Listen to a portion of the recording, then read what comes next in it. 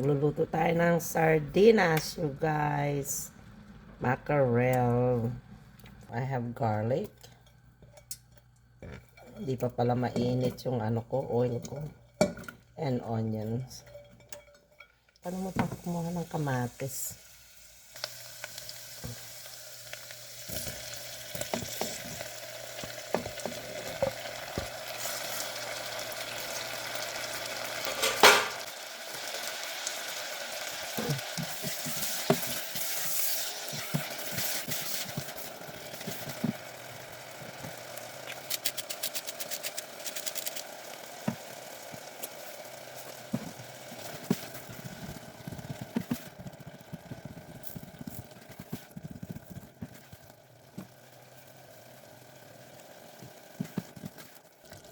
Ayan. So na, malalaki yung ko. So look, akala ko ligo dahil red ang but it's not. But it's okay. California girls, so that's okay. It's mackerel. So, isda na rin yan. So anyway, gusto ko yan siya lagyan ng you guys, gulay. Pero kailangan lagyan ko siya ng sabaw. 'Di ba? Kailangan may sabaw siya. Lagyan ko siya. I did put a little bit of water because I wanna put some malunggay, you guys. Nag-harvest ako ng malunggay the other day. Meron na naman akong malunggay. May tanim akong malunggay. Then I would lalagyan ko siya ng malunggay, you guys. Tignan nyo. It's frozen malunggay. See?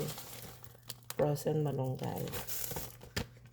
Kaya anytime na gusto ko maglagay ng malunggay on my food, I always have one. Kasi pag nag-harvest ako, I always lalaki ng lalaki lalaki ng mackerel, you guys. Tingnan nyo. Tatlong ganyan yung isang lata. Tatlong mackerel na gano'n. Malalaki yung niya, yung isda niya. So you really know that is mackerel, diba? So lalagyan ko siya ng sabaw, you guys. Na-harvest ko yan sa backyard ko. Then I do that kasi pagdating ng wala na naman dahon yung ko. So I do that, tapos I freeze them. Yan, pag kumulo na yan, lagyan natin ng itlog. Yan, like, para meron ako diba? Masarap na yan. It's boiling now. Let's put some eggs, you guys.